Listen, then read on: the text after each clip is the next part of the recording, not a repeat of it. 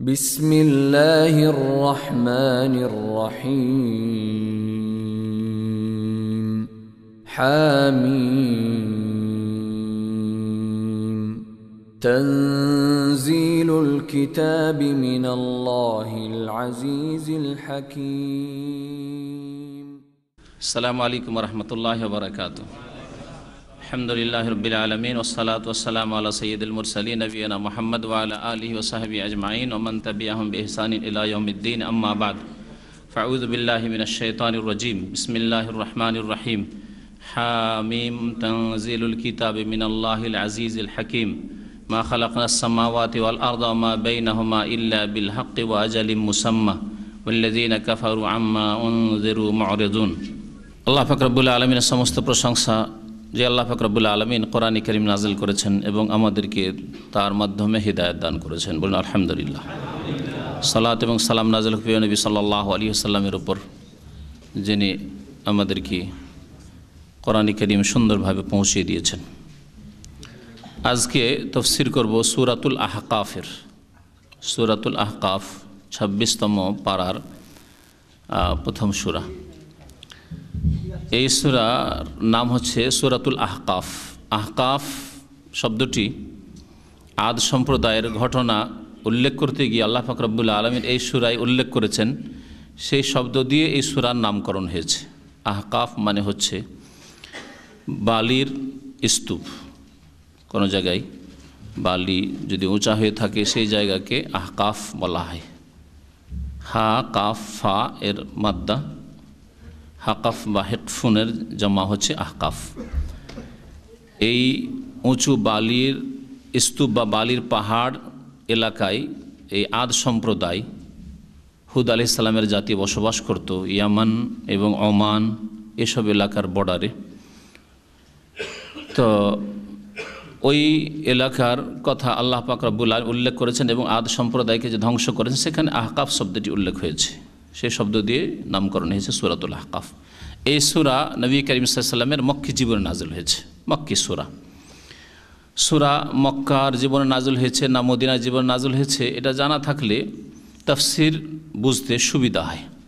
কোনখানকার আলোচনা চলছে, কী ধরনের আলোচনা চলছে, আয়াতগুলির প্রেক্ষাপট বুঝতে বা সূরার প্রেক্ষাপট বুঝতে, তাফসীর বুঝতে সুবিধা হয়। আল্লাহ পাক রব্বুল আলামিন এই সূরা শুরু করেছেন হা মিম দিয়ে, দুটি অক্ষর দিয়ে। এই অক্ষরগুলি অথবা এই ধরনের অক্ষরগুলি আলিফ লাম মিম, আলিফ লাম রা, এগুলি বিচ্ছিন্ন অক্ষর। যে অক্ষরগুলি হচ্ছে কোরআনে কারীমের মুতাশাবিহাত, মানে এমন অক্ষর যেগুলির অর্থ আল্লাহ পাক রব্বুল আলামিন বান্দাকে জানাননি। নবী করিম সাল্লাল্লাহু আলাইহি সাল্লাম কোনো সাহাবীকে জানাননি। আল্লাহ পাক রব্বুল আলামিন এর জ্ঞান নিজের জন্যই সীমাবদ্ধ রেখেছেন, যে আল্লাহ পাক এগুলির অর্থ কী বোঝাতে চেয়েছেন বা কী উদ্দেশ্য করেছেন। তারপরে এর আগে যখন এই ধরনের শব্দগুলি এসেছে সূরার শুরুতে, তখন আমি উল্লেখ করেছি যে এগুলি দিয়ে সাধারণত তাফসীরকারগণ যে বলেছেন, বিভিন্ন কথা বলেছে, তার মধ্যে যেটা সবচেয়ে বেশি সহি কথা, বিশুদ্ধ কথা, সেটা হচ্ছে যে আল্লাহ পাক রব্বুল আলামিন মানব জাতিকে, আরব জাতিকে চ্যালেঞ্জ করেছেন এই অক্ষরগুলির মাধ্যমে, যে এই অক্ষরগুলি আলিফ বা তা সা থেকে ইয়া পর্যন্ত, তার মধ্যে হামিম, তার মধ্যে আলিফ লাম রা, এগুলি দিয়ে আল্লাহ পাক রব্বুল আলামিন কোরআন কারীম তার বাণী নাজিল করেছেন। যদি তোমরা এই কোরআন কারীম আল্লাহর পক্ষ থেকে হওয়ায় সন্দেহ করো, তাহলে তোমাদেরকে চ্যালেঞ্জ রইল, তোমরা এই রকমের বাণী তৈরি করে নিয়ে আসো। আরবরা সেই যুগে কাব্য রচনায় বড় পণ্ডিত থাকলেও তারা হার মানতে বাধ্য হয়েছিল। তারা বলেছিল যে আমাদের পক্ষে এইরকম বাণী নিয়ে আসা সম্ভব নয়। আল্লাহ পাক রব্বুল আলামিন কোরআন কারীমের কয়েকটি আয়াতে এইরকম চ্যালেঞ্জ করেছেন। তো এতে উদ্দেশ্য ছিল যে হয় তোমরা কোরআনের প্রতি ঈমান নিয়ে চলে আসো, যেটা তোমাদের জন্য ইহকাল পরকালের কল্যাণকর, আর না হলে তোমরা কম্পিটিশনে আসো, তোমাদেরকে চ্যালেঞ্জ রইল যে এইরকম বাণী তৈরি করে দেখিয়ে দাও, তাহলে প্রমাণ হয়ে যাবে তোমাদের কথা যে এটা মুহাম্মদ সাল্লাল্লাহু আলাইহি ওয়াসাল্লামের রচিত। তারা যেহেতু এই চ্যালেঞ্জে তারা সামনে আসতেও পারেনি, সুতরাং এটা আল্লাহ পাক রব্বুল আলামিনের বাণী, নবী করিম সাল্লাল্লাহু আলাইহি ওয়াসাল্লামের রচিত বাণী নয়। কোরআন মুহাম্মদ সাল্লাল্লাহু আলাইহি ওয়াসাল্লামের রচিত নয়, বরং কালামুল্লাহ, আল্লাহ পাক রব্বুল আলামিনের বাণী, যা মুহাম্মদ সাল্লাল্লাহু আলাইহি ওয়াসাল্লামের প্রতি নাজিল হয়েছে। আর যারা এগুলোকে ধরেছে শর্ট ফর্ম, যেমন ইংরেজিতে শর্ট ফর্ম আছে, ওই রকমই শর্ট ফর্ম ধরেছে এক শ্রেণীর লোকেরা, এগুলো হচ্ছে বিদাতি কথা। আলিফ লাম মিম মানে 3টা অক্ষর থেকে 3টা কোনো জিনিসকে বা কোনো বস্তুকে বা কোনো ব্যক্তিকে বোঝানো হচ্ছে। আলিফ আল্লাহ, লাম জিবরাইল, জিবরাইলের লাম নেওয়া হয়েছে, আর মিম মুহাম্মদের নেওয়া হয়েছে, এসব কথা মিথ্যা। আল্লাহ পাক রব্বুল আলামিন তারপর ইরশাদ করছেন কোরআনে কারীমের কথা, তানজিলুল কিতাবে মিনাল্লাহিল আজিজিল হাকিম। এই কিতাব আল্লাহ পাক রব্বুল আলামিনের পক্ষ থেকে নাজিলকৃত, আল্লাহর পক্ষ থেকে নাজিলকৃত কিতাব, তানজিলুল কিতাব। এখানে আরবি গ্রামার যারা বুঝেন সামান্য একটু এর ওপর মানে আলোকপাত করছি বা শুধু ইঙ্গিত করছি যে তানজিলুল কিতাব আল কিতাবুল মুনাজ্জাল এই অর্থে আছে, অর্থাৎ নাজিলকৃত কিতাব মিন আল্লাহ, আল্লাহর পক্ষ থেকে। কিন্তু তানজিল মাসদার নিয়ে এসে এজাফত করা হয়েছে মৌসুফের দিকে। তানজিলুল কিতাব মানে আল কিতাবুল মুনাজ্জাল, নাজিলকৃত কিতাব ইহা মিন আল্লাহ, আল্লাহর পক্ষ থেকে, যিনি আল আজিজ সর্বজয়ী বা পরাক্রান্ত, আল হাকিম যিনি প্রজ্ঞাময়, হেকমতের অধিকারী। তাহলে আল্লাহ পাক রব্বুল আলামিন কোরআনে কারীমের কথা এই আয়াতে উল্লেখ করেছেন যে কোরআনে কারীম আল্লাহর নাজিলকৃত, মানুষের রচিত নয়। মা খালাকনাস সামাওয়াতি ওয়াল আরদা ওয়া মা বাইনাহুমা ইল্লা বিল হক।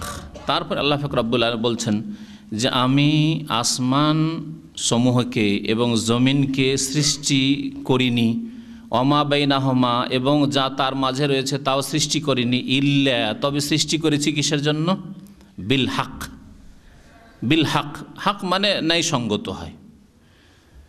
হক এখানে আল্লাহ পাক রব্বুল আলামিন ন্যায়সঙ্গত বলে বোঝাতে চেয়েছেন যে প্রকৃত উদ্দেশ্যে, উদ্দেশ্যবিহীন সৃষ্টি করিনি।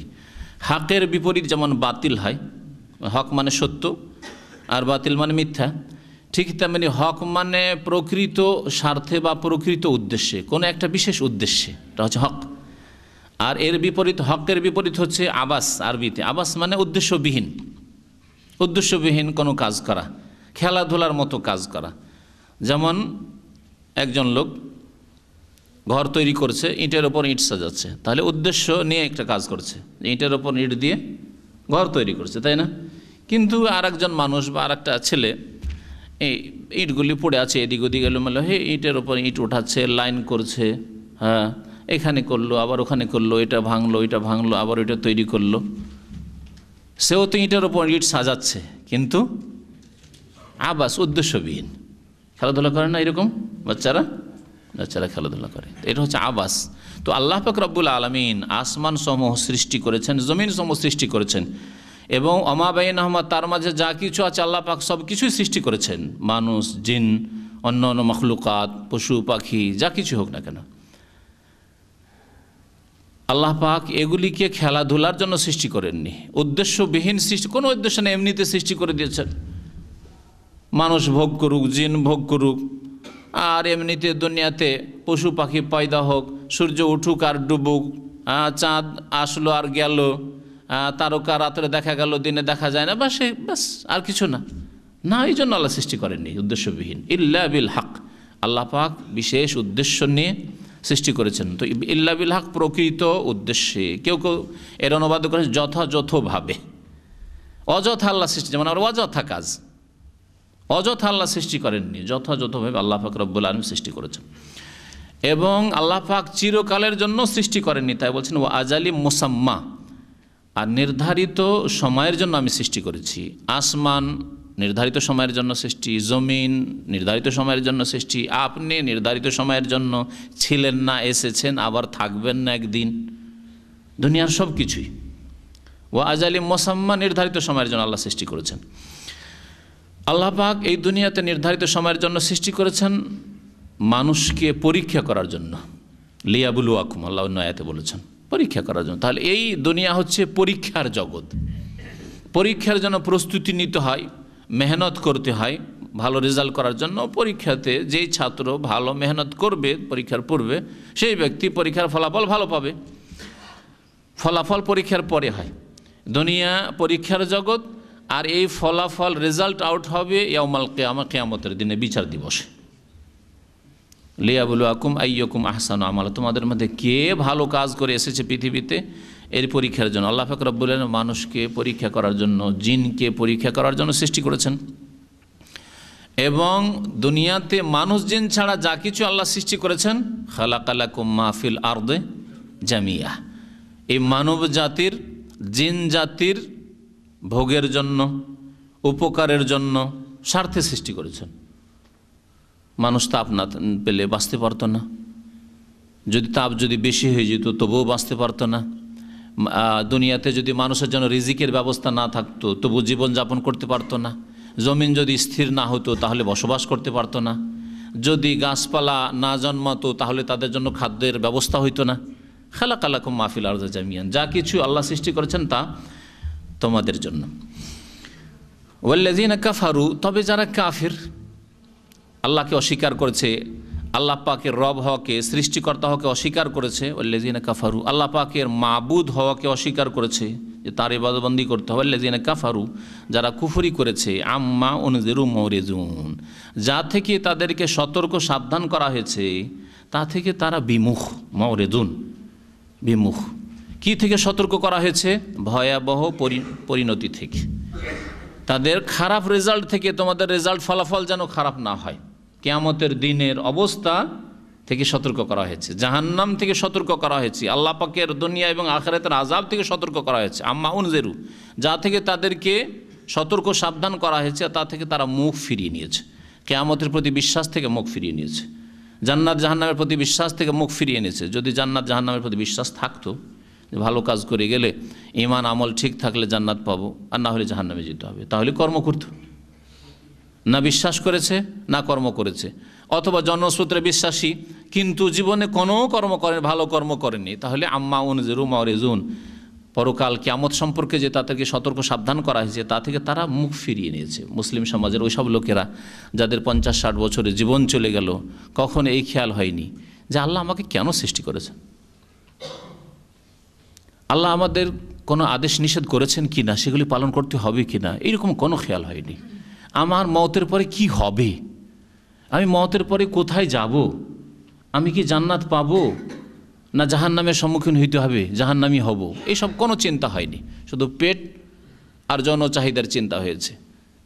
এটা ঈমান ভঙ্গকারী বিষয়। তারা ওই কাফেরদের মতোই। ওয়াল্লাযীনা কাফারু, যারা কাফের, তারা ওই সব বিষয়, যেসব বিষয় থেকে তাদেরকে সতর্ক সাবধান করা হয়েছে, মুখ ফিরিয়ে নিয়ে থাকে। মুরিজুন। আল্লাহ পাক রব্বুল আলামিন এই আয়াতগুলিতে দুটি বিষয় উল্লেখ করেছেন। একটা হচ্ছে যে আল্লাহ পাকের আদেশ নিষেধ নাজিল হয়েছে কোরআনে কারিমে, তানজিলুল কিতাব মিনাল্লাহিল আজিম, মিনাল্লাহিল আজিজিল হাকিম। তো আল্লাহ পাক রব্বুল আলামিনের আদেশ নিষেধ নাজিল হয়েছে, এই কথা আল্লাহ উল্লেখ করেছেন, যেটা হচ্ছে আল আমর, আল্লাহ পাকের আমর, আদেশ। আর দ্বিতীয় বিষয় হচ্ছে খালক, আল্লাহ পাকের সৃষ্টি, তার কথা উল্লেখ করেছেন তার পরের আয়াতে, অর্থাৎ তৃতীয় আয়াতে, মা খালাকনাস সামাওয়াতি ওয়াল আরদ ইল্লা বিল হক, আসমান জমিন এবং তার মাঝে মা বাইনাহুমা যা কিছু আছে সৃষ্টি করেছি আমি ন্যায়সঙ্গতভাবে, প্রকৃত উদ্দেশ্যে। এই দুটি বিষয়কে আল্লাহ পাক রব্বুল আলামিন আরও অন্য আয়াতে একসাথে উল্লেখ করেছেন। আলা লাহুল খালকু ওয়াল আমরু ফাতাবারাকাল্লাহু আহসানুল খালিকিন। আলা লাহুল খালকু ওয়াল আমরু, শুনে রাখো যে একমাত্র সৃষ্টিকর্তা আল্লাহ। লাহুল খালকু, সৃষ্টি কার? একমাত্র আল্লাহর। সৃষ্টি আর কেউ করেনি। আপনাকে ছেলে মেয়ে, আপনার পীর, খাজা বাবা আর গৌস কুতুব দেয়নি, একমাত্র আল্লাহ দিয়েছেন। সৃষ্টিকর্তা একমাত্র আল্লাহ।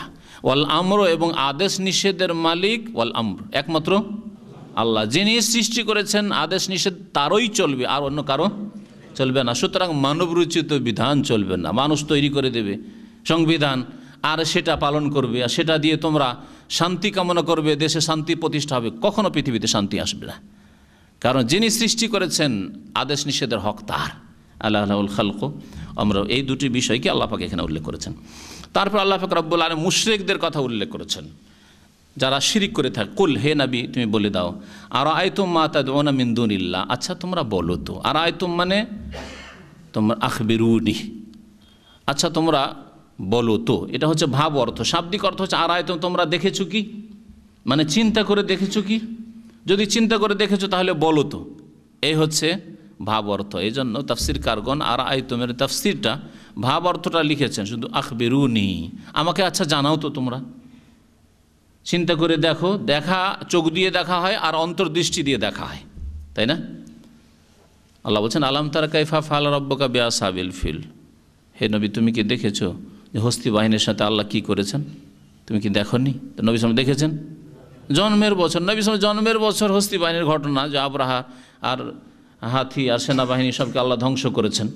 তা আল্লাহ দেখার কথা বলেছেন, চোখ দিয়ে তো দেখেননি, কিন্তু এই ঘটনা চোখের সামনে স্পষ্ট, সবাই আলোচনা করে। 10 বছর 12 বছর বা মাত্র 10-12 বছর আগের ঘটনা, তখন বুঝতে শিখেছে যে এই যে হস্তি বাহিনীকে কিছুদিন আগে ধ্বংস করা হয়েছে। তারপরে যারাই ওই এলাকায় যাচ্ছে বা পড়ছে তারা জানছে যে এই ঘটনা ঘটেছে। তাহলে তা এটা অন্তর্দৃষ্টি দিয়ে দেখা এবং চিন্তা করা। মানুষের দেখা দুই রকম হয়, চোখ দিয়ে দেখা, অন্তর দিয়ে দেখা। চোখ দিয়ে দেখে অনেক সময় মানুষ ভালো সিদ্ধান্তে পৌঁছে না, কিন্তু অন্তর থেকে ভালো করে যদি দেখে তাহলে সে ভালো সিদ্ধান্তে পৌঁছিতে পারবে, হক পর্যন্ত, সত্য পর্যন্ত পৌঁছিতে পারবে। আল্লাহ পাক বলছেন হে নবী তুমি বলে দাও মানব জাতিকে, মুশরিকদেরকে, আর আয়তুম আচ্ছা বলো তো, মা তাদউনা মিন দুনিল্লাহ, আল্লাহকে বাদ দিয়ে যেসব ব্যক্তিকে বা বস্তুকে তোমরা মা তাদউনা, আল্লাহ বলেছেন, শুধু ব্যক্তির কথা বলেননি আর বস্তুর কথা বলেননি, সকলকে শামিল, তাহলে সব কিছুই শামিল।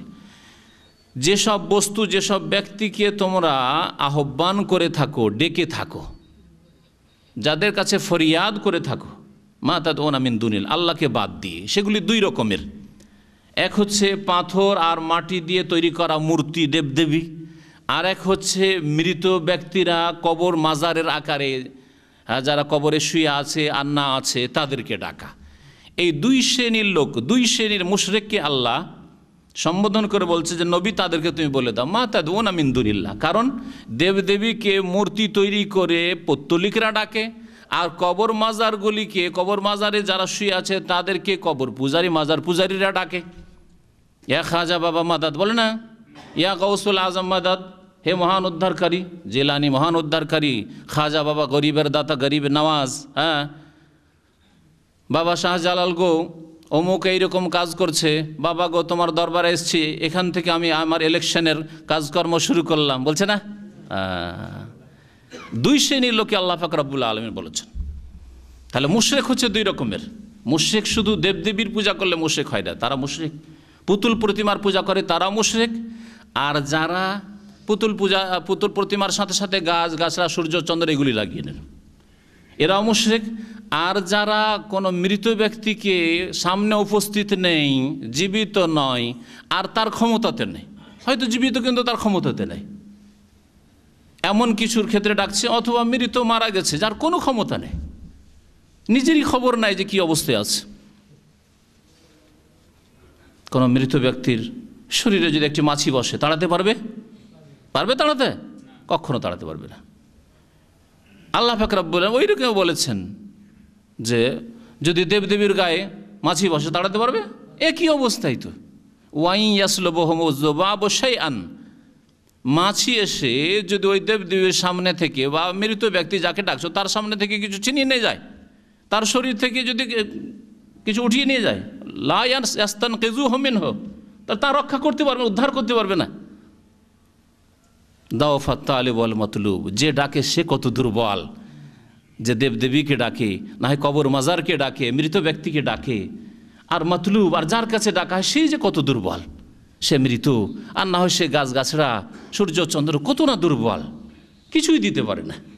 দাওফাত তালিব ওয়াল মাতলুব, আল্লাহ পাক বলছেন।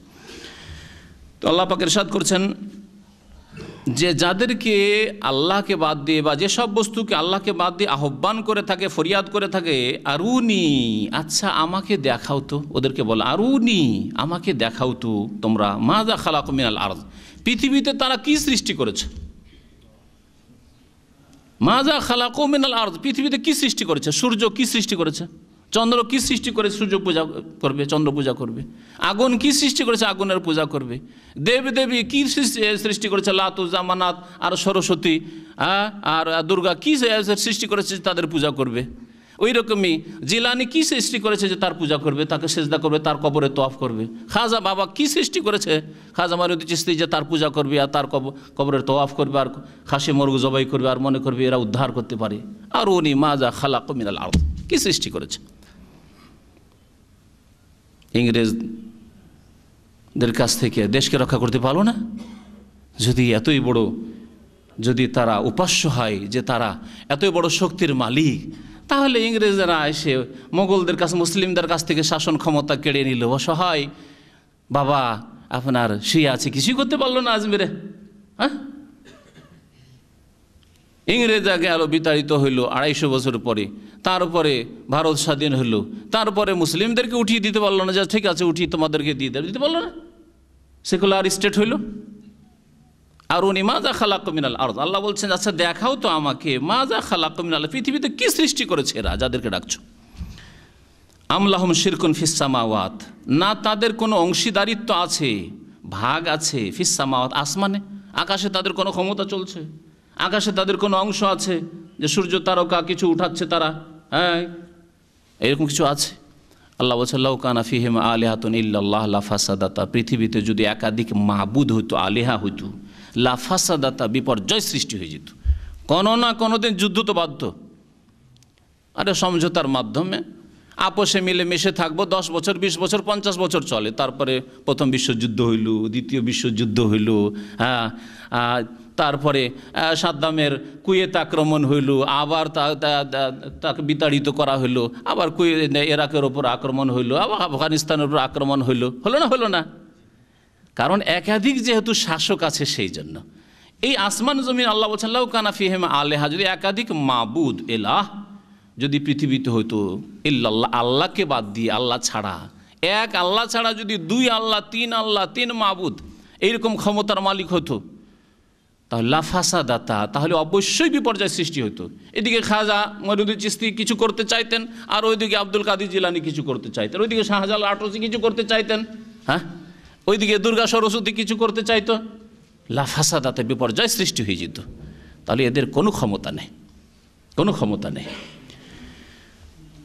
আল্লাহ পাক তারপরে ইরশাদ করছেন ইতুনি বিকিতাবি মিন কাবলি হাজা, যদি তোমরা বলো যে না শিরকের নাম ধর্ম, দুর্গা পূজার নাম ধর্ম বা দুর্গা পূজার নাম ধর্ম, যদি এই কথাই বলো, ইতুনি বিকিতাবি মিন কাবলি হাজা, এর পূর্বে কোনো গ্রন্থ নাজেল হয়েছে আল্লাহর পক্ষ থেকে, যেই গ্রন্থ কোনো নবীর প্রতি নাজেল হয়েছে, আর তাতে এই কথা আছে যে দেবদেবীর পূজা হচ্ছে ধর্ম, শিরকের ধর্ম আল্লাহ কখনো নাজেল করেননি।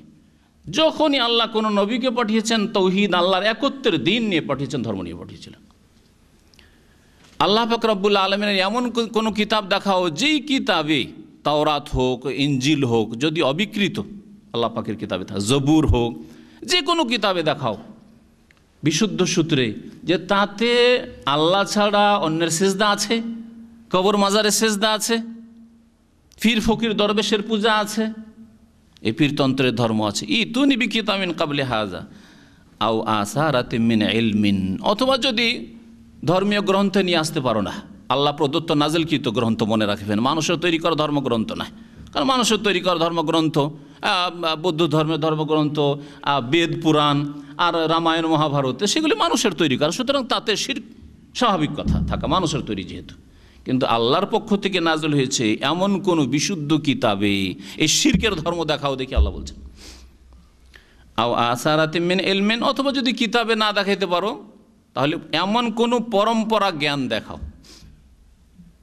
আও আসারাতিম মিন ইলমিন, এর 2টি তাফসির করা হয়েছে। আও আসারাতিম মিন ইলমিন, একটি তাফসির হচ্ছে যে কোনো নবী থেকে বিশুদ্ধ সূত্রে, সনদের সাথে বিশ্বস্ত সূত্রে প্রমাণ করে দাও যে কোনো নবীর যুগে কবর মাজার পূজার ধর্ম ছিল, দেবদেবীর পূজার ধর্ম ছিল, আর তারা এই ধর্ম পালন করেছেন বা উম্মতকে, জাতিকে শিখিয়েছেন, না তারা দেবদেবী ভেঙেছেন, হ্যাঁ শিরকের মূলোৎপাটনের জন্য এসেছেন। চিন্তা করুন দেখি, ইব্রাহিম আলাইহিস সালামের জীবন, নূহ আলাইহিস সালামের জীবনী দেখুন, সমস্ত আম্বিয়া রাসূলগণ, ইয়া কওমে, হে সম্প্রদায়, আবুদুল্লাহ, আল্লাহ পাকের ইবাদত করো, মা লাকুম মিন ইলাহিন গায়রুহু, তার ছাড়া আর কেউ তোমাদের ইলাহ নেই। ইবাদতের হক, ইলাহ মানে ইবাদতের হকদার, মাবুদ। ইলাহ মানে হচ্ছে মালুহ, আর মালুহ মানে হচ্ছে মাবুদ। তার ছাড়া কোনো ইবাদতের হকদার নেই। আর ইবাদত হচ্ছে সেজদা করা, ইবাদত হচ্ছে দোয়া করা, ইবাদত হচ্ছে কোরবানি করা, ইবাদত হচ্ছে মান্নত করা, এগুলো ইবাদত। ইবাদত হচ্ছে তাওয়াফ করা, ইবাদত হচ্ছে চাওয়া ফরিয়াদ, ইবাদত হচ্ছে রোগের আরোগ্য তলব করা, এগুলো ইবাদত। এর হকদার আল্লাহ ছাড়া আর কেউ নেই। সমস্ত আম্বিয়া এবং রসুলগণ বলেছেন, আদ সম্প্রদায়কে, সামুদ সম্প্রদায়কে, যত নূহ আলাইহিস সালাম, সমস্ত আম্বিয়া রসুলের কথা আল্লাহ পাক কোরআনে কারীমে উল্লেখ করে এই কথাটি উল্লেখ করেছেন যে আম্বিয়ারা সকলেই কথা বলেছেন, মা লাকুম মিন ইলাহিন গায়রুহু, আল্লাহ ছাড়া তোমাদের কেউ ইলাহ মাবুদ নেই। আও আসারাত মিন ইলমিন, মানে তাহলে কোন নবী থেকে বিশ্বস্ত সূত্রে কোন একটি পরম্পরা জ্ঞান পৌঁছিয়ে দাও, যেমন হাদিসের মতো। কোরআন কারীম হচ্ছে কিতাব আর সনদ সহ হাদিস বর্ণিত, ওই রকম বিশুদ্ধ সূত্রে একটা প্রমাণ করে দেয় যে কোনো নবীর যুগে আল্লাহ ছাড়া অন্যের ইবাদত করা, অন্যের কাছে দোয়া করা ধর্ম ছিল, কোনো যুগে ছিল না। কবর মাজার পূজা কোনো যুগে ধর্ম ছিল, কোনো যুগে ছিল না। দ্বিতীয় তাফসীর হচ্ছে আসারাতে মিন ইলমিন, মানে কোনো জ্ঞান, কোনো জ্ঞান মানে যুক্তি। এই তাফসীর যদি করা হয় তাহলে মানুষের কাছে দলিল প্রমাণ হচ্ছে দুই রকম, এক হচ্ছে নাকলি আর এক হচ্ছে আকলি। আরবিতে বা উর্দুতে বলে নাকলি দলিল আর আকলি দলিল। নাকলি দলিল মানে যা বর্ণিত হয়ে এসছে, আল্লাহ প্রদত্ত ধর্মীয় দলিল, দ্বীনের দলিল, কোরআন সুন্নাহয় যেসব দলিল রয়েছে, আল্লাহর কিতাবে যেসব দলিল প্রমাণ রয়েছে, রাসূলুল্লাহ সাল্লাল্লাহু আলাইহি ওয়াসাল্লাম থেকে যেসব জিনিস রয়েছে, এগুলো হচ্ছে নাকলি দলিল, যা নকল হয়ে বর্ণনা হয়ে এসছে। আর আকলি দলিল মানে যুক্তি, যুক্তি পেশ করো, যে যুক্তিতে টিকিয়ে যে আল্লাহ ছাড়া অন্যের কাছে চাওয়া যেতে পারে, আল্লাহ ছাড়া অন্যকে সেজদা করা যেতে পারে, আল্লাহ ছাড়া অন্য মাবুদ হইতে পারে। সৃষ্টি করলেন আল্লাহ পাক রব্বুল আলামিন, তাকে সেজদা না করে, তার কাছে না চেয়ে অন্যের কাছে চাইবে। এজন্য একজন শেখ বলছিলেন যে যদি 1 মিনিটের জন্য ধরেই নেওয়া হয়, মানে মিথ্যা কথায় ধরে নেওয়া হয়, শিরকি কথা ধরে নেওয়া হয়, ধরলাম বিশ্বাস করে নয়, যে আল্লাহও দিতে পারেন আর জিলানিও দিতে পারে, কে বেশি দিতে পারে? আল্লাহ। তাহলে যে বেশি দিতে পারে তার কাছে চাইবেন না, যে কম দিতে পারে তার কাছে চাইবেন? কত মূর্খ এই ব্যক্তি যে কম দিতে পারে তার কাছে চাই। চিন্তা করুন আপনি, ধরে নেওয়া কথা বললাম, কিছুই দিতে পারে না। ইসলামিক আকীদা হচ্ছে, তাওহীদ হচ্ছে যে আল্লাহ ছাড়া কেউ দিতে পারেন না, আর কেউ নিতে পারে না কেড়ে, একমাত্র আল্লাহ পাক রব্বুল আলামিন। আল্লাহুম্মা লা মানিয়া লিমা আতাইতা, নামাজের পরে দোয়া, সুন্নতি দোয়া পড়ছেন কিন্তু মন্ত্র, আল্লাহুম্মা লা মানিয়া লিমা আতাইত, আল্লাহ কোনো কেউ বাধা দিতে পারে না, কোনো শক্তি বাধা দিতে পারে না, লিমা আতাইত, যা তুমি দাও, তুমি যদি দিতে চাও কেউ বাধা দিতে পারে না। ওয়ালা মুতিয়া লিমা মানাত, আর তুমি যদি না দাও, বাধা দাও যে দেব না একে, তাহলে ওয়ালা মুতিয়া, কেউ দাতা নেই। আল্লাহ দিবেন না ছেলে, আর কোনো দরগাহে গিয়ে পাওয়া যেতে পারে? এই দোয়া যদি ইমানের সাথে পড়তেন, অর্থ বুঝে পড়তেন, তাহলে এই শিরিক মুসলিম উম্মাহ করতো না। অন্যদের শিরকের কথা কি বল, অন্যদের শিরকরা আমাদের মুসলিম জাতির কবর মাজার পুরো শিরকের কাছে ঠান্ডা পড়ে যাচ্ছে। ওদের শিরক আমাদের শিরকের বাজারের কাছে, ওদের বাজার মান্দা হয়ে যাচ্ছে ঠান্ডা, আমাদের বাজার বেশি গরম শিরকের। ইন কুনতুম সাদিকিন, আল্লাহ বলছেন যদি তোমরা সত্যবাদী হও, তাহলে হয় আল্লাহ প্রদত্ত দলিল নিয়ে আসো, যেটা হচ্ছে নাকলি দলিল, আর না হলে যুক্তিসঙ্গত কোনো কথা বলো, যুক্তির দলিল নিয়ে আসো, এই একটি তাফসির। আর দ্বিতীয় তাফসির হচ্ছে যে আল্লাহ পাকের কিতাবে কোনো প্রমাণ দেখাও এর, অথবা কোনো নবী থেকে বিশুদ্ধ সূত্রে বর্ণিত হচ্ছে এমন কোনো দলিল প্রমাণ দেখাও যে আল্লাহ ছাড়া অন্যকে ডাকা, শিরক করা কোনো ধর্মে ছিল। তাহলে মানবরচিত যেসব ধর্ম রয়েছে সেসব ধর্মে শিরক থাকা স্বাভাবিক। যেসব ধর্মে দেবদেবীর পূজা রয়েছে, অথবা মুসলিম নামে যে কবর মাজার পূজা রয়েছে, সেটা আল্লাহ প্রদত্ত ধর্ম নয়, সেটা মানবরচিত ধর্ম। মানবরচিত বিধানের ক্ষেত্রে শুধু আইন প্রণয়নের ক্ষেত্রে এক শ্রেণীর লোকরা সোচ্চার, ওখানে কেন মানবরচিত বিধান, ওখানে কেন মানবরচিত বিধান, আর মগজে মগজে কবর মাজার পূজার মানবরচিত বিধান বসে আছে, সেখানে কেন সোচ্চার নয়, সেই শিরক কেন উৎখাত করতে চান? অথচ সমস্ত আম্বিয়া রাসূলগণ এই দেবদেবীর পূজা, আল্লাহ ছাড়া অন্যকে ডাকার পূজা, আল্লাহ ছাড়া অন্যকে সেজদার পূজাকে উৎখাত করার জন্য এসেছিলেন। অধিকাংশ আম্বিয়া কেরাম নেতৃত্ব পাননি, শাসন ক্ষমতা তারা নেননি বা পাননি, কিন্তু তারা সকলেই এই শিরকের বিরুদ্ধে, আল্লাহ ছাড়া অন্যের পূজার বিরুদ্ধে, আল্লাহ ছাড়া অন্যের উপাসনার বিরুদ্ধে সংগ্রাম করে গেছেন। তারপর আল্লাহ পাক ইরশাদ করেছেন আমান আদাল্লু মিম্মা ইয়াদউ মিন দুনিল্লাহ, ওর চাইতে বেশি পথভ্রষ্ট আর কি আছে? যেই ব্যক্তি আল্লাহ ছাড়া অন্যকে ডাকে, তার মানে যেই ব্যক্তি আল্লাহ ছাড়া অন্যকে ডাকে সেই ব্যক্তি সবচেয়ে বেশি পথভ্রষ্ট, সে সবচেয়ে বেশি পথভ্রষ্ট। আমাদের সমাজে যদি কেউ 10-20টা খুন করে থাকে সবচেয়ে বেশি পথভ্রষ্ট, তাই না? কেউ যদি জিনা করে থাকে সবচেয়ে বড় পথভ্রষ্ট। কেউ যদি মদ খায়, গাঁজা খায়, গাঁজাখোর, সবচেয়ে বড় পথভ্রষ্ট। সামাজিক ক্ষেত্রে এরকম একটা ধারণা আছে, ঠিক আছে এরা বড় পথভ্রষ্ট, কিন্তু এর চাইতে বড় পথভ্রষ্ট কি আল্লাহ কোরআনে বলছেন? মাইয়াদু মিন দুনিল্লাহ, যারা আল্লাহকে বাদ দিয়ে অন্যকে ডাকে। খাজা বাবা গো কিছু দাও, তোমার দরবারে চাদর চড়াতে এসছি কিছু পাবো বলে। চাদর চড়ালে পাওয়া যায়, ফুল চড়ালে পাওয়া যায়, কিছু নজ নিয়াজ নিজে না আসতে বলে পাঠিয়ে দিলে পাওয়া যায়। হ্যাঁ, ছেলে মেয়ে হয় না, ডাক্তার ফেল হয়ে গেল, সব ফেল হয়ে গেল, আল্লাহর কাছে চাওয়ার তৌফিক হলো না, এখন কোনো মাজারে গেলে দরগাহে গেলে পাওয়া যাবে। এর চাইতে পথভ্রষ্ট আর এর চাইতে বড় অপরাধী আর কি আছে? আল্লাহ পাক বলছেন ওমান আদাল্লু মিম্মা ইয়াদউ মিন দুনিল্লাহ। আর এমন ব্যক্তি বা বস্তুকে ডাকে, এমন ব্যক্তিকে ডাকে, হয় ফেরেশতাকে ডাকে, ফেরেশতা কত শক্তিশালী, তারপরেও আল্লাহর দরবারে অসহায়। জিনকে ডাকে, জিন শক্তিশালী মানুষের চাইতে হইলেও আল্লাহর দরবারে কত অসহায়। মানুষকে ডাকে, জীবিত অথবা মৃতকে ডাকে, কবর মাজারে যারা শুয়ে আছে, মারা গেছে, দুনিয়া থেকে চলে গেছে, তাদেরকে ডাকে। মাল্লা ইয়াস্তাজিব, অথবা দেবদেবীকে ডাকে, পাথর দিয়ে তৈরি করে, মাটি দিয়ে তৈরি করে। আল্লাহ বলছেন মাল্লা ইয়াস্তাজিবু লাহু ইলা ইয়াউমিল কিয়ামাহ, যারা তার ডাকে বা তাদের ডাকে কিয়ামত পর্যন্ত সাড়া দিতে পারে না, কখনো সাড়া দিতে পারবে না। আল্লাহ বলছেন তাহলে এই ধারণা যে কোনো মাজারে যেগুলি পাকা কবর আছে সেখানে গেলে শুনতে পায়, আমাদের ডাক শোনে, জানে, সাড়া দেয়, আর যদি এই ধারণা রাখে আল্লাহর কাছ থেকে নিয়ে দেয় তবু শিরক। আল্লাহ বলছে লা ইয়াস্তাজিবু, ডাকে সাড়াই দিতে পারে না, অচেতন, সাড়াই দিতে পারে না। ইলা ইয়াউমিল কিয়ামা, কিয়ামত পর্যন্ত। ওয়াহুম আন দুআইহিম গাফিলুন, এবং তারা যাদের ডাকা হচ্ছে তারা তাদের আহ্বান থেকে, তাদের ডাক থেকে অনবহিত, গাফেল, বেখবর। কোনো খবর নেই যে লাখ লাখ মানুষ এসে ওরস করছে, ধর্ণা দিচ্ছে, আর বাবাকে দাও, বাবাকে দাও, আটোসিতে, মাইজভান্ডারিতে, আর আজমেরে। হ্যাঁ, ওয়াহুম আন দুআইহিম গাফিলুন, এর চাইতে স্পষ্ট আয়াত লাগবে? এর দ্বারা যদি হিদায়াত না হয় মুসলিম উম্মাহ, তো আর কি দ্বারা হিদায়াত হবে? ফামাজা বাদাল হক ইল্লা দলাল। আল্লাহ কোরআনে এখানে বলছেন যে সত্যের পরে গুমরাহি ছাড়া আর কিছু নেই। এই সত্যকে যদি কেউ না মানে আর না বোঝার চেষ্টা করে তো এরপরে গুমরাহি ছাড়া আর কিছু নেই। আল্লাহ পাক তারপরে ইরশাদ করেছেন ওয়াইদা হুশিরান নাসু কানু লাহুম আদা, শুনতে পেল না দুনিয়াতে এদেরকে ডাকলে, ডাকে সাড়াও দিল না, তোমাদের ডাক সম্পর্কে কোনো খবরই রাখলো না। কিয়ামতের দিনে এখন ফয়সালা হবে। কিয়ামতের দিনে যেসব মাবুদ, এই জিলানি, চিশতি ডাকা হবে, ঈসা আলাইহিস সালামকে ডাকা হবে, কারণ ঈসা আলাইহিস সালামের পূজা খ্রিস্টানরা করেছে, ডাকা হবে, মারিয়ামকে ডাকা হবে, যার পূজা হয়েছে, সূর্য চন্দ্র গাছপালা যেসবেরই পূজা হয়েছে আর যারই পূজা হয়েছে সবকে ডাকা হবে। ওয়াইদা হুশিরান নাস, আল্লাহ বলছেন যখন মানুষকে সমবেত করা হবে হাসরের মাঠে, কানু লাহুম আদান, তখন এরা যারা ডেকেছিল তাদের শত্রু হয়ে পড়বে। সুবহানাল্লাহ, শত্রু যেদিন। আজকে যারা তাওহীদের কথা বলে, যারা সুন্নতের কথা বলে, কোরআন সুন্নাহ আল্লাহর একত্বের কথা বলে, যারা শিরক করতে, এই ওরসে যেতে নিষেধ করে, কবর মাজারে যেতে নিষেধ করে, আর কবর পাকা করতে নিষেধ করে, তাদেরকে শত্রু মনে করছো।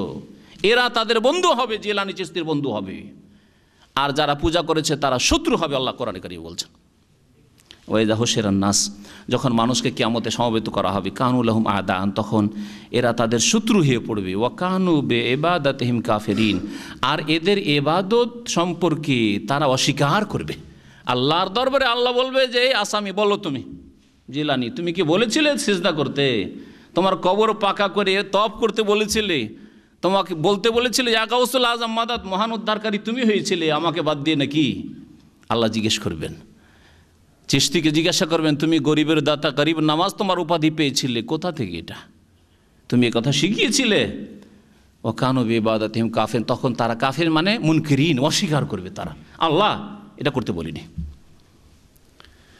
আল্লাহ পাক রব্বুল কোরআন কারীমে নাম ধরে ঈসা আলাইহিস সালামের কথা উল্লেখ করেছেন সূরাতুল মায়েদায়। হ্যাঁ, ওয়াইজ ক্বালা আল্লাহু ইয়া ঈসা ইবনে মারইয়াম আনতা কুলতা লিন নাস, স্মরণ করো যখন কিয়ামতের মাঠে আল্লাহ পাক রব্বুল আলামিন বলবেন, ওয়াইদ ক্বাল আল্লাহ, বলবেন, ইয়া ঈসা ইবনে মারইয়াম, হে মরিয়ম পুত্র ঈসা, আনতা কুলতা লিন-নাস, তুমি কি মানব জাতিকে বলেছিলে, এই খ্রিস্টান জগৎকে বলেছিলে, ইত্তাখিযুনি ওয়া উম্মিয়া ইলাহাইন মিন দুনিল্লাহ, আমাকে এবং আমার মাকে দুই ইলাহ, মাবুদ, উপাস্য বানিয়ে নিও আল্লাহকে ছাড়া, আর তৃতীয়বাদ বিশ্বাসী হয়ে যাও, তিন খোদাই বিশ্বাসী হয়ে যেও। ক্বালা সুবহানাক, তখন ঈসা আলাইহিস সালাম বললেন, সুবহানাক, আল্লাহ তুমি পাক পবিত্র, তোমার তাসবিহ করছি। মা ইয়াকুনু লি আন আকুলা মা লাইসা লি বিহাক, এটা হতেই পারে না, মা ইয়াকুনু লি, হতেই পারে না আমার পক্ষ থেকে, আন আকুলা, যে এমন কথা বলবো, মা লাইসা লি বিহাক, যেটা আমার হক নয়, এটা আমার অধিকার নয়, ইবাদত সিজদা আমার অধিকার নয়, মাবুদ হওয়া আমার অধিকার নয়, দোয়া করবে আমার কাছে, এটা আমার অধিকার নয়, এটা তোমার অধিকার, তোমার হক। আল্লাহ, ইন কুনতু কুলতুহু ফাকাদ আলিমতাহ, আল্লাহ যদি আমি বলে থাকি তো ফাকাদ আলিমতা, তুমি ভালো করে জানো। তাআলামু মাফি নাফসি, আল্লাহ আমার মনের কথা তুমি জানো। ওয়ালা আলামু মাফি নাফসিক, আল্লাহ তোমার মনে যে কি আছে, আমাকে কেন আসামি বানিয়েছো, আল্লাহ তুমি ভালো জানো, আমি তো এই কাজ করিনি।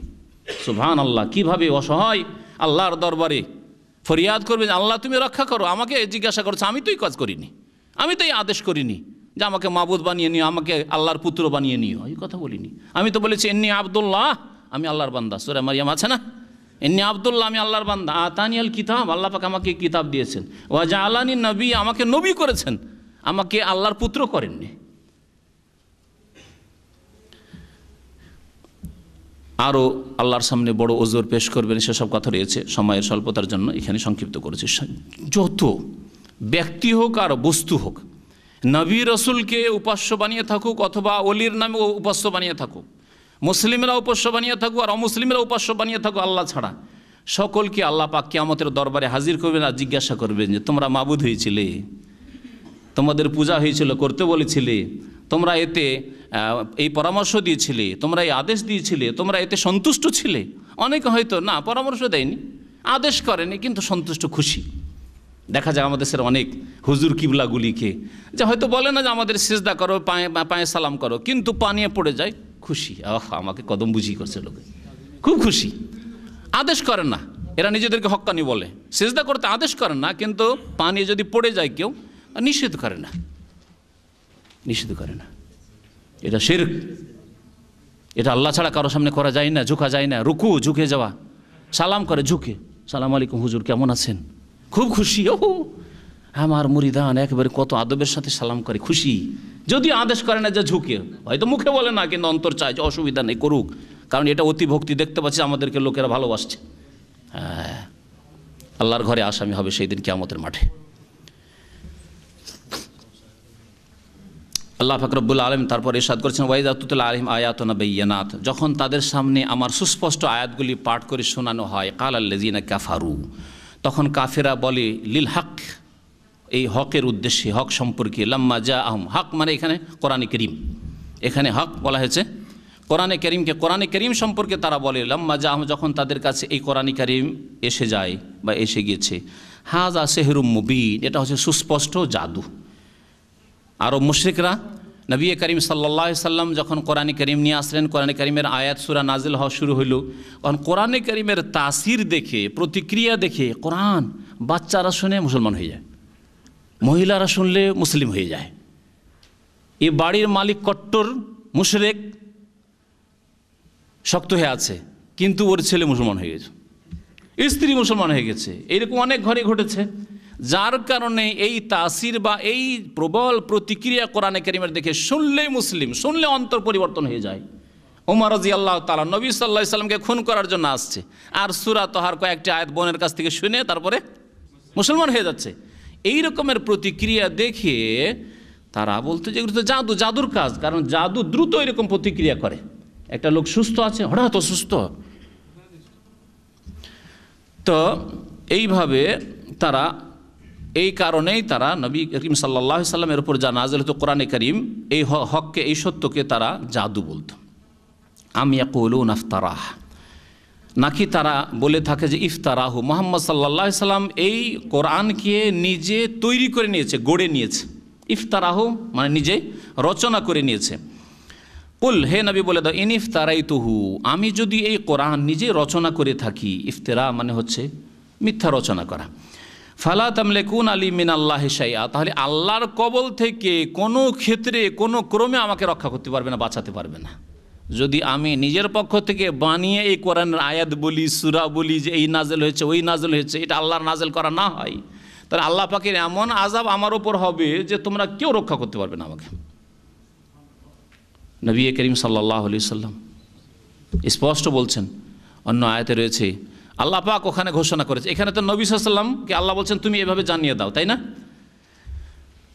আর ওই আয়াতে আল্লাহ বলছেন ওয়ালাউ তাকাওয়ালা আলাইনা বা'দাল আকাউইল, এই মুহাম্মদ সাল্লাল্লাহু আলাইহি সাল্লাম যদি আমার সম্পর্কে কিছু কথা মিথ্যা বলতো, আমি নাজল করছি তার মধ্যে কিছু মিথ্যা সংযোজন করত, ঢুকিয়ে দিত, লা আখাযনা মিনহু বিল ইয়ামিন, তাহলে আমি তার ডান হস্তকে ধরতাম, সুম্মা লাকাতানা মিনহুল ওয়াতিন, তারপরে তার যে মুখ্য শিরা রয়েছে যেটা মানুষের হৃদয় হার্ট পর্যন্ত পৌঁছে সেটাকে কেটে দিতাম, তার গলা কেটে দিতাম, সুম্মা লাকাতান মানে ধ্বংস করে দিতাম তাকে, ফামা মিনকুম মিন আহাদিন আনহু হাজিজিন, আর এই কাজে ধ্বংস করায় কেউ বাধা দিতে পারতো না।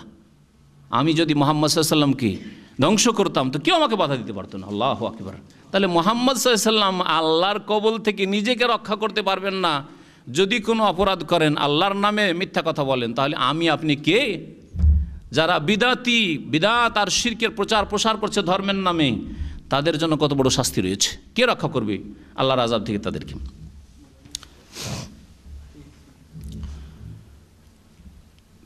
আল্লাহ পাক তারপরে বলছেন যে হে নবী তুমি বলে ইন ইফতারাইতু, আমি যদি রচনা করে থাকি এই কোরআন, ফালা তামলিকুনা মিনাল্লাহি শাইআ, তাহলে আল্লাহর কবল থেকে কোনো ক্ষেত্রে আমাকে রক্ষা করতে পারবে না। হুয়া আ'লাম বিমা তুফিদুনা ফি, আল্লাহ ভালো করে জানেন তোমরা যেই বিষয়ে মত্ত রয়েছে, তুফিদুনা ফি মানে যেই বিষয়ে তোমরা আলাপ আলোচনা করছো, আফাদা ইউফিদু থেকে, হুয়া আ'লাম আল্লাহ ভালো করে জানেন ওই বিষয়, যেই বিষয় সম্পর্কে তোমরা মত্ত হয়ে রয়েছো, অর্থাৎ যেই বিষয় নিয়ে যে কোনো বিষয়ে আলোচনা করো আল্লাহ তোমাদের সম্পর্কে সম্যক জ্ঞানী। তোমরা যদি বাতিল কথা আলোচনা করো তো আল্লাহ পাক রব্বুল আলামিন জানেন। তোমরা যদি মুহাম্মদ সাল্লাল্লাহু আলাইহি সাল্লাম সম্পর্কে বলো যে এটা মানব রচিত, মুহাম্মদ রচিত, আল্লাহ পাক তাও জানছেন। কাফা বিহি শাহিদাম বাইনি ওয়া বাইনাকুম, আল্লাহ পাক রব্বুল আলামিন যথেষ্ট সাক্ষী হওয়ায় আমার মাঝে এবং তোমাদের মাঝে, অর্থাৎ মুহাম্মদ সাল্লাল্লাহু আলাইহি সাল্লামের মাঝে এবং মানব জাতির মাঝে, মুশরিক কাফেরদের মাঝে আল্লাহই সাক্ষীর জন্য যথেষ্ট। ওয়াহুয়াল গফুর রাহিম, এবং আল্লাহ পাক রব্বুল আলামিন অতি মার্জনাকারী, দয়াবান।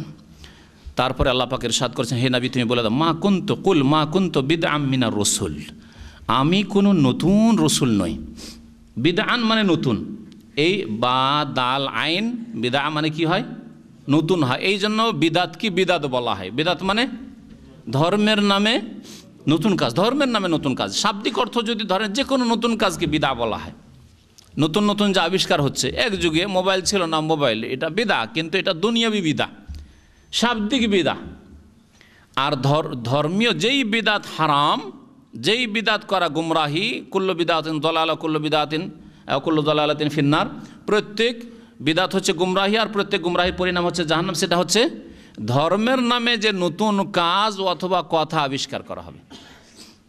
ধর্মের নেই, দিনে নেই, আল্লাহর দিনে নেই, কোরআনে কারিমে নেই, রাসূলুল্লাহ সাল্লাল্লাহু আলাইহি ওয়াসাল্লামের হাদিসে নেই, আর তা ধর্মের নামে শুরু করলো, তাহলে সেটা হচ্ছে দলালা, আর এই গুমরাহির পরিণাম জাহান্নাম।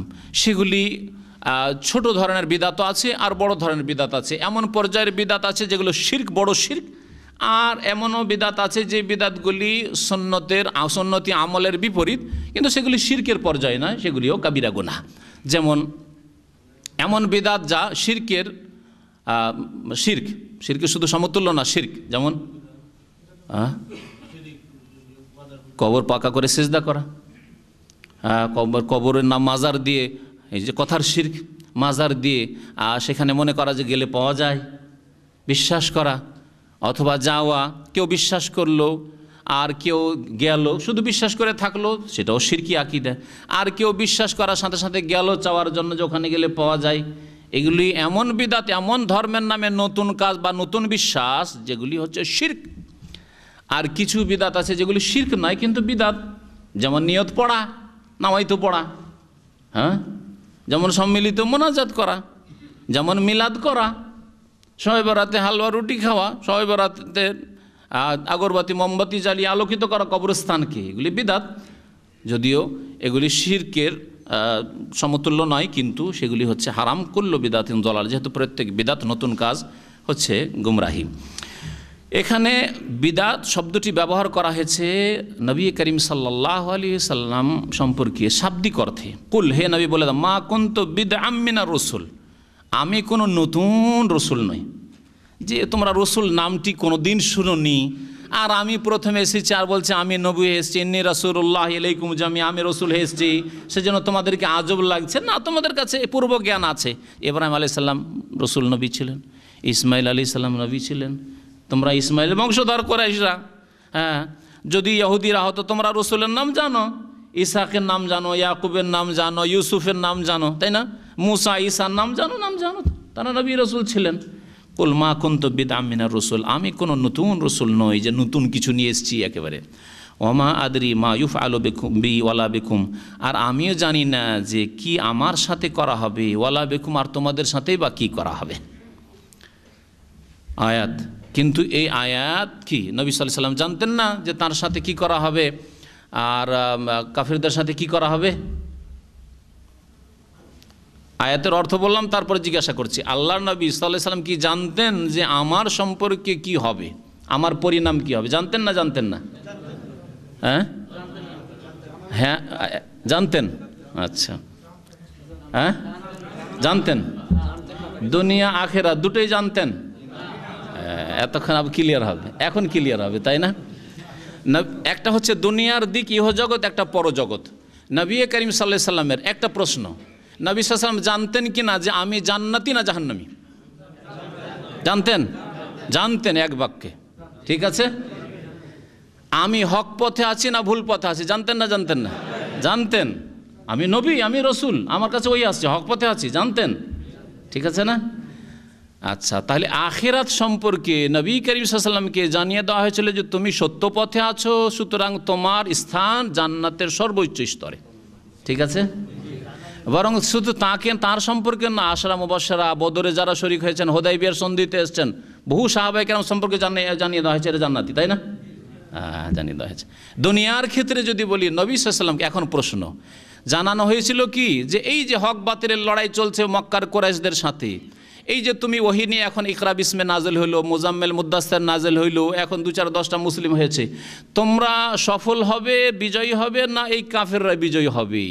তুমি মক্কায় থাকতে পারবে না মক্কা থেকে তোমাকে নির্বাসিত করে তাড়িয়ে দেওয়া হবে? তুমি বাঁচতে পারবে না এরা তোমাকে ঘেরাও করে মেরে দেবে? এগুলি জানতেন কি?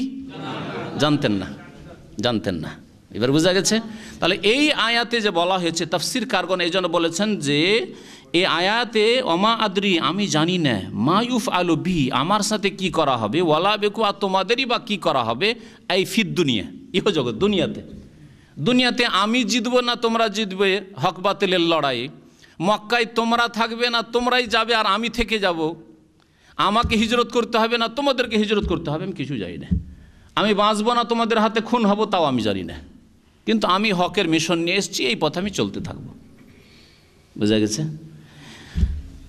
তাহলে দ্বন্দ্ব হবে না। কারণ সূরা ফাতহের আয়াত স্মরণ করেন, এই তো 1-1.5 মাস আগে সূরাতুল ফাতহের তাফসীর হয়েছে, ইন্না ফাতহনা লাকা ফাতহাম মুবিন লিয়াগফির লাকাল্লাহু মা তাকাদ্দামা মিন যামবিকা ওয়া মা তাআখারা, যাতে আল্লাহ পাক তোমার আগের পরের গুনাহ ভুল ত্রুটি মার্জনা করে দেন। তা আল্লাহ তো ঘোষণা করে দিয়েছেন, আগের পরের অগ্রিম ঘোষণা করেছেন। তাহলে যার সম্পর্কে আল্লাহ অগ্রিম ঘোষণা করে তোমার আগের পরের ভুল ভ্রান্তি সব মাফ, তিনি জান্নাতি নন, তিনি হক পথে নন, তিনি আখিরাতের পরিণাম জানতেন না? জানতেন। ওই আয়াত প্রমাণ করে জানতেন, আখিরাত জানতেন, কিন্তু দুনিয়ায় কে জিতবে এই হক বাতিল লড়াইয়ে নবী সাল্লাল্লাহু আলাইহি ওয়াসাল্লাম জানতেন না। বদরে, ওহুদে কে জিতবে, মক্কা বিজয় কখন হবে, হবে কি হবে না মক্কা বিজয়, জানতেন না। এটা এই আয়াতে বোঝানো হয়েছে, ওমা আদরি মা ইউফআলু বি ওয়ালা বিকুম। এটাই হচ্ছে সবচাইতে সহি তাফসীর। তবে মুফাসসিরদের আরেকটি দল একটি ভিন্ন কথা বলেছেন, এটা জেনে রাখলে যারা একটু গভীরভাবে তাফসীর পড়বেন, অন্য কোনো তাফসীরে এরকম কথা যখন পড়বেন তবে বিব্রত আর হবেন না। তারা বলেছেন যে আয়াতে নাসেখ মানসুখ আছে। এই আয়াতটি প্রথম জীবনের, মক্কি জীবনে, তখন আল্লাহ পাক নবী করিম সাল্লাল্লাহু আলাইহি ওয়াসাল্লামকে জানাননি যে তোমার আগের পরের ভুল ত্রুটি সব মার্জনা করে দিলাম আর তুমি দুনিয়া আখিরাতে কামিয়াব, এই কথা জানিয়ে দেওয়া হয়নি। ওমা আদরি মা ইউফআলু বি ওয়ালা বিকুম, এই আয়াত মক্কি জীবনের আয়াত। আর লিয়াগফির লাকাল্লাহু মা তাকাদ্দাম মিন যামবিকা ওয়া মা তাআখার, তোমার আগের পরের মার্জনা। আর তোমার লিউদখিলাল মুমিনা জান্নাতিন তাজরি মিন তাহতিহা আল-আনহার, তোমার সাথে মুমিন সাহাবায়ে কেরাম আছে তারা জান্নাতি। এটা পরে জানানো হয়েছে। তাহলে যেটা পরে জানানো হয়েছে সেটা হচ্ছে নাসিখ, রহিতকারী। আর এই আয়াত হচ্ছে মানসুখ, মানে রহিতকৃত। এটা একদল তাফসীরকারগণ বলেছেন। কিন্তু আল্লাহ পাকের হুকুম আহকাম বিধি নিষেধে রহিত হয়, এটা হচ্ছে আল্লাহ পাকের সংবাদ। আল্লাহ পাক তো আগে থেকে জানতেন যে মুহাম্মদ সাল্লাল্লাহু আলাইহি সাল্লামের অবস্থান কোথায়, তাই না? তাহলে এই ক্ষেত্রে নাসিখ মানসুখ বলার কথাটি দুর্বল। নাসিখ মানসুখ না বলে বলবো যে এই আয়াতটি ইহকালের ক্ষেত্রে, দুনিয়ার জীবনের ক্ষেত্রে বলা হয়েছে। লিয়াগফির লাকাল্লাহু মা তাকাদ্দাম মিন যামবিকা, নবী করিম সাল্লাল্লাহু আলাইহি ওয়াসাল্লাম নিঃসন্দেহে দুনিয়া থেকে বিদায় নিয়েছেন ইয়াকিনের সাথে জেনে যে আমি জান্নাতি। এবং তিনি বলেছেন তো, আনা সাইয়্যিদু ওয়ালাদে আদম, আদম সন্তানের আমি শ্রেষ্ঠ, এবং আমি প্রথম জান্নাত নক করব, জান্নাতের দরজা আমার জন্য প্রথম খোলা হবে। আনা আউয়ালু মান তানশাক্কু আনহুল আরজু, আর জমিন যে ফেটে উঠবে, কবর থেকে মানুষ উঠবে, আমি প্রথম উঠব, বলেছেন না? তা নবী করিম সাল্লাল্লাহু আলাইহি ওয়াসাল্লাম শেষ পরিণাম আখিরাতের জানেন। জি। তারপর একটি সহিহ বুখারীতে হাদিস আছে, রাসূলুল্লাহ সাল্লাল্লাহু আলাইহি সাল্লাম কে কোন এক সাহাবী সম্পর্কে যখন বলা হয় যে অমুক আল্লাহর রাস্তায় শহীদ হয়েছে, আল্লাহর রাস্তায় শহীদ হয়েছে, তখন নবী সাল্লাল্লাহু আলাইহি ওয়াসাল্লাম নিষেধ করেছিলেন যে কোনো ব্যক্তি সম্পর্কে, বিশেষ করে নির্দিষ্ট ব্যক্তি সম্পর্কে ইয়াকিনের সাথে তোমাদের বলার অধিকার নেই, এটা আল্লাহর কাজ। তখন তিনি বলেছেন, ওয়াল্লাহি, আল্লাহর কসম করে বলছি, ওয়া আনা রাসূলুল্লাহ, আমি আল্লাহ রসুল, মা আদরি মা ইউফালু বি, আমার সাথে কী হবে আমি জানি না, আর তুমি অমুককে সার্টিফিকেট দিয়েছো শহীদ আর জান্নাতি, এই সার্টিফিকেট কাউকে দেবে না। এটা এতে শিক্ষা দেওয়া হয়েছে কোনো নির্দিষ্ট ব্যক্তি সম্পর্কে যতই আপনার বাহ্যিক দেখতে ভালো মানুষ হোক, আপনার সার্টিফিকেট দেওয়ার অধিকার নাই। এই সার্টিফিকেট কে দেবে? একমাত্র আল্লাহ। আর আল্লাহর সার্টিফিকেট দেওয়ার সময় শেষ হয়ে গেছে, ওয়াহির দরজা বন্ধ হয়ে গেছে। সুতরাং আমার সম্পর্কে, আপনার সম্পর্কে কারো সার্টিফিকেট দেওয়ার ক্ষমতা নেই যে অমুক জান্নাতি আর জাহান্নামী। তবে বলতে পারে ইনশাআল্লাহ, বা আল্লাহর কাছে আশা করি, আল্লাহ পাকের কাছে দোয়া করি, এবং তার যে বাহ্যিক আমল তাতে আশা করি যে আল্লাহর রহমত হবে এবং আল্লাহ জান্নাত দেবেন, বা আল্লাহ যেন শাহাদাতের মর্যাদা দেন, ইনশাআল্লাহ আল্লাহ তাকে শাহাদাতের মর্যাদা দেবেন, এইরকম কথা বলতে পারেন। কিন্তু নিশ্চিতভাবে বলবেন অমুক শহীদ, এটা ভুল কথা। কেমন করে জানলেন যে শহীদ? তারপরে আল্লাহ পাক ইরশাদ করছেন, ইন আত্তাবিউ ইল্লা মা ইউহা ইলাইয়া, হে নবী তুমি বলে দাও, ইন আত্তাবিউ, আমি তো একমাত্র অনুসরণ করি যা আমার উপর ওহী করা হয়। তাহলে আমি কিছু জানি না, আমার পরিণাম কি হবে এটা জানি না দুনিয়াতে, তবে আমি যা ওহী করা হয় তা আমি অনুসরণ করি। ওয়ামা আনা ইল্লা নাযীরুম মুবিন, আমি হচ্ছি একমাত্র সুস্পষ্ট সতর্ককারী, তোমাদেরকে সতর্ক সাবধান করছি। কুল আরাআইতুম ইন কানা মিন ইনদিল্লাহ, হে নবী তুমি বলে দাও, আরাআইতুম, আচ্ছা বলো তো তোমরা, ইন কানা মিন ইনদিল্লাহ, এই কোরআনে কারীম যদি আল্লাহর পক্ষ থেকে হয়, ওয়া কাফারতুম বিহি, আর তোমরা যদি কুফরি করো, অস্বীকার করো, মুশরিক কাফেরদেরকে বলা হচ্ছে, ওয়া শাহিদা শাহিদুম মিন বনি ইসরাঈল আলা মিসলিহি, আর বনি ইসরাঈলদের একজন সাক্ষীদাতা যদি সাক্ষী দেয় আলা মিসলিহি, এইরকম অনুরূপ কিতাব সম্পর্কে বিশ্বাস করে সে। এর একটি তাফসীর হচ্ছে যে বনি ইসরাঈলদের বড় একজন আলেম পণ্ডিত আব্দুল্লাহ বিন সালাম রাদিয়াল্লাহু তাআলা আনহু মদিনা যখন নবী সাল্লাল্লাহু আলাইহি ওয়াসাল্লাম হিজরত করে আসলেন, তখন তিনি প্রথম ইসলাম গ্রহণ করেছিলেন। তাওরাতের সবচেয়ে বড় পণ্ডিত, ইনজিলের পণ্ডিত, আর তিনি ইসলাম গ্রহণ করেছিলেন। তাহলে তিনি বড় সাক্ষী, জানার পরে, তাওরাত ইনজিলের জ্ঞান থাকার পরেও তিনি ইসলাম গ্রহণ করেছেন। তার মানে শেষ দিন, কিয়ামত পর্যন্ত যে দিন থাকবে সেটা হচ্ছে দিনে ইসলাম, এবং সেই দিনের কিতাব, শেষ কিতাব হচ্ছে কোরআনুল কারীম। তো বলছেন ওই ব্যক্তি সম্পর্কেই বলা হয়েছে, একদল মুফাসসির বলেছেন, আর কেউ কেউ বলেছেন না, যে কোনো বনি ইসরাইল সম্পর্কে বলা হয়েছে যে বনি ইসরাইলদের মধ্যেকার কোনো ব্যক্তি, পণ্ডিত ব্যক্তি যা তাওরাতের জ্ঞান রাখে, সে যদি মুসলমান হয়, তাহলে ইসলামের সত্যতা যুগে যুগে প্রমাণ করে। আজকাল অনেক পণ্ডিত হিন্দু, বড় বড় পণ্ডিত হিন্দুর, বড় বড় পণ্ডিত খ্রিস্টান, বড় বড় পণ্ডিত ইহুদি ইসলাম গ্রহণ করছে। বড় বড় শিক্ষিত বৈজ্ঞানিক, বড় বড় উচ্চশিক্ষিত ডক্টর, তারা ইসলাম গ্রহণ করছে। তারা কি মূর্খ? তারা না জেনে ইসলাম গ্রহণ করছে, না পড়াশোনা করে ইসলাম গ্রহণ করছে? পড়াশোনা করে। এটা ইসলামের সত্যতা প্রমাণ করে। পক্ষান্তরে মুসলিম কেউ ইসলামের বড় পণ্ডিত বা মধ্যম পণ্ডিত, ইসলামের মধ্যম আলেম হয়েছে, আর সে ইহুদি হয়ে গেছে বা খ্রিস্টান হয়ে গেছে, হিন্দু হয়ে গেছে, এরকম কোনো নজির নেই। জাহেল মূর্খ হইতে পারে, জাহেল মূর্খ কিছুই জানে না, ইমানের পিলারই জানে না, ইসলামের খুঁটি কয়টা তাই জানে না, হালাল হারামই জানে না, কোরআনের অর্থও জানে না, পড়তেও পারে না। সেই ব্যক্তির মুরতাদ হয়ে যায়, হিন্দু হয়ে যাওয়া, খ্রিস্টান হয়ে যাওয়া স্বাভাবিক সেটা, কারণ সে আগে থেকে তার ইসলামকে নষ্ট করে ফেলেছে। কিন্তু যেমন অমুসলিম পণ্ডিতরা ইসলাম গ্রহণ করেছে, এইরকম দেখান যে মুসলিম কোনো পণ্ডিত, কোরআন হাদিসের আলেম, আর সে কোনো অন্য ধর্ম গ্রহণ করে মুরতাদ হয়ে গেছে, এরকম কোনো নজির নেই। এটা ইসলামের সত্যতা এবং রাসূলুল্লাহ সাল্লাল্লাহু আলাইহি ওয়াসাল্লামের দিন কিয়ামত পর্যন্ত থাকবে, এর সত্য প্রমাণ। আল্লাহ পাক তারপর ইরশাদ করছেন যে বনি ইসরাইলদের একজন সাক্ষী প্রদান করলো এই সম্পর্কে, ফাআমানা, তারপরে সে ঈমান নিয়ে আসলো, ওয়াস্তাকবারতুম, কিন্তু তোমরা অহংকার করলে। সে তো ঈমান নিয়ে আসলো, আব্দুল্লাহ বিন সালাম বা এরকম কেউ, আর তোমরা অহংকার করলে। ইন্নাল্লাহা লা ইয়াহদিল কওমাজ জালিমিন, নিশ্চয় আল্লাহ পাক রব্বুল আলামিন জালেম সম্প্রদায়কে কখনো রাস্তা দেখাবেন না সঠিক। ওয়াকালাল্লাযীনা কাফারু লিল্লাযীনা আমানু, আর কাফেররা বলেছিল মুমিনদেরকে, মুসলিমদেরকে, নবী সাল্লাল্লাহু আলাইহি ওয়াসাল্লামের জামানায় যখন প্রথম যুগে মক্কায় মুসলমান হয়েছিল, তো ওরা কেমন ছিল? গরিব লোকেরা ছিল, দুর্বল লোকেরা ছিল, না ধনী লোকেরা ছিল? দুর্বল লোকেরা ছিল। এটা হচ্ছে যে কোনো দাওয়াতের সত্যতার প্রমাণ। যখনই কোনো সত্য দাওয়াত উঠে, তখন প্রথম দিকে যারা নেতা তারা কাছে আসবে না, যারা পয়সাওয়ালা তারা কাছে আসবে না, গরিব, দুর্বল, সমাজের অসহায়, হ্যাঁ, এরা সেই দাওয়াতে সাড়া দেয়। নবী সাল্লাল্লাহু আলাইহি সাল্লামের সাথে তাই হয়েছিল।